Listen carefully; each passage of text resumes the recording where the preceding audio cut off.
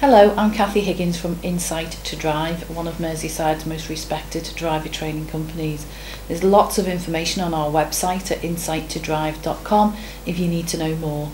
We've made a video about people wanting to be driving instructors. So if you want to be a driving instructor, please watch this video, make some notes, and if you do have any questions after this, please feel free to contact us. They're genuine interviews by two people, Barbara and Mike, who want to be driving instructors. Hi Mike, I'm Kathy. Hi Lovely Kathy. to meet you. Hiya. I believe you've got some questions for me there. Yeah, I've wrote a few questions down. The first one is, what do I need to do to become an instructor? So like what you need to do, the first thing? Yeah, the first thing. Basically the first thing you need to do is send off for your CRB check, which is a Criminal Records Bureau check. All driving instructors have to have one of them, and you'll get one of them every 4 years as well. So until that comes through, it can take up to 6 weeks. It doesn't cost you anything, and it doesn't oblige you to do anything either once you've got that. Okay. The Driving Standards Agency pay for that. Then when you've got that, you can then send off for a personal reference number or a PRN number, which in that way you can start booking tests and things like that. But until you get your CRB check done, it's not really worth paying any money out or anything like that, just in case something comes up. And how do I get that? I'll give you a sheet of paper with a phone number on, and you phone great. the company. They send all the paperwork out. You just literally fill it in.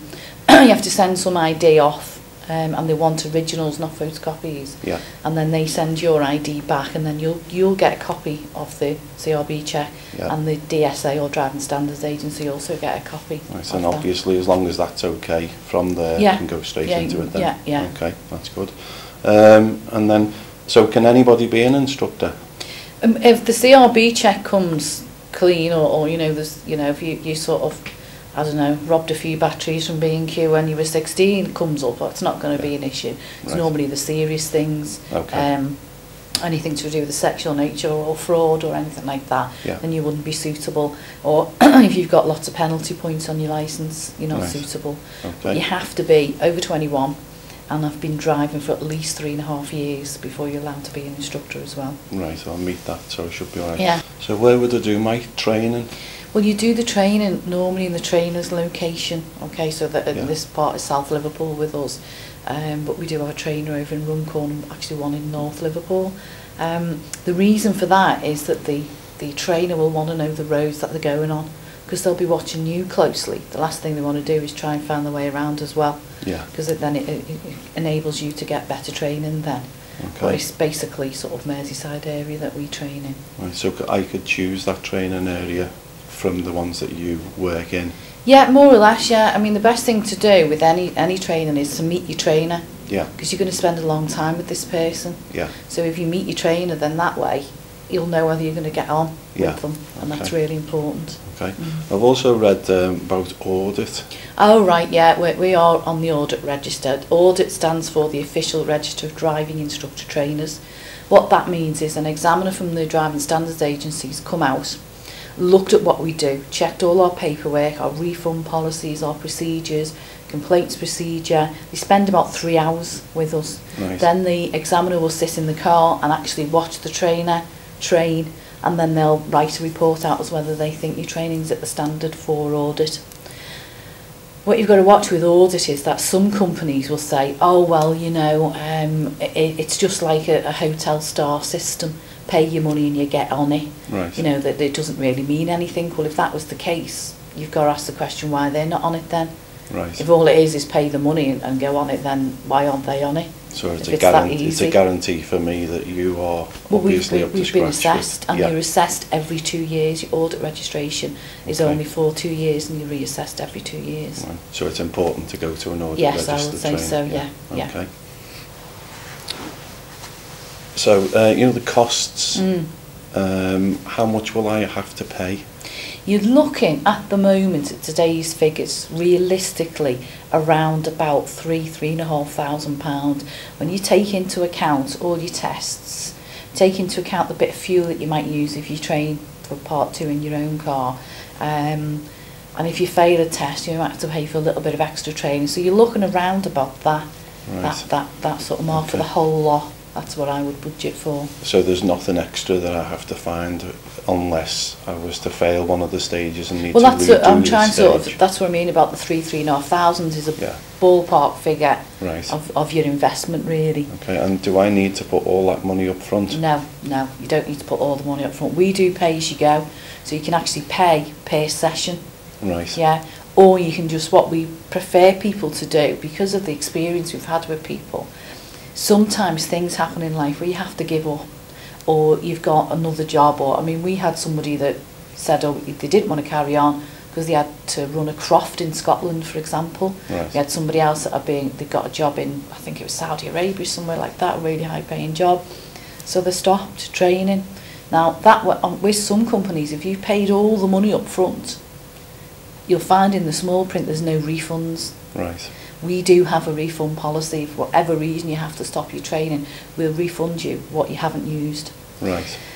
But as I say, we get you to pay for your part 1.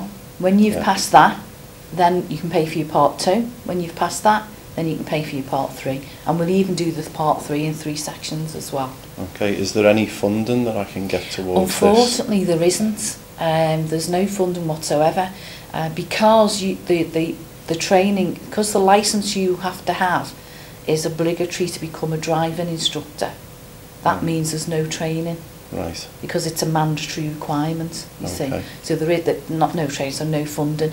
So that's why there's some companies will say there's funding, or they might even get you to sign up to an expensive agreement or something where they'll say, oh, you know, we'll do your training for next to nothing. Yeah. But in the end, you find you're paying nearly £7,000 for the training. So if you can afford to just pay it yourself or get a small loan yourself, it's much, much better. So is there any credit facilities, like if I went to a bank I could fund it that way? Or you can do, yeah. There is something called a career development loan, and I think it's called a career development and business loan now. You can get one of those, which we do, but that's the sort of thing. We're not allowed to sell career development loans to people. So that's something that if somebody asked me the question, then I could say, well, actually, yeah, we do have these loans, but it's not something that we go from a sales point of view. There are other companies which have done that and they've had the facility withdrawn. Right. But you can go to a bank and ask them as well. Right. But again, as I said, you can pay as you go, so you don't need this big lump sum either. Okay, so you can just pay as the training goes along with no lump sum to worry about. No lump sum whatsoever, yeah. Okay, and then if for any reason, like you've mentioned, I needed to finish for the change of life or whatever, that would be the end of the financial commitment? Yeah, exactly, yeah. Okay, right, that's great. And the refund that you said, would that be if I paid all the money up front and I stopped halfway through, would I get half back? Is that more how or it less works? half, yeah. It depends on what you've done so far. Say if you paid for 20 hours and you took 10, well, you get 10 hours back less. I think we have a 10% admin fee, just because obviously there's money going in and out of the bank, but you'd more or less get back exactly what you haven't paid for. Yeah. So if a reason did come up, there's not a list of reasons, it would literally be, I'm sorry, I can't carry on. It doesn't really, if you said to us, oh, you know, I can't, it's not for me, I just don't want to do it now, it's reason enough. Yeah. That we don't have a sort of a clause saying, well, you know, it's got to be this, that and the other, whatever the reason, because why would you need to pay for something you haven't had? Yeah. So even if you just had to change your heart, we'd still refund you what training you hadn't had yet, we'd still refund that back. Well, that's great, because what I don't want to be is committed to something until I 100% know that I'm happy with it, so that's great to know that. Okay, right, thanks for that.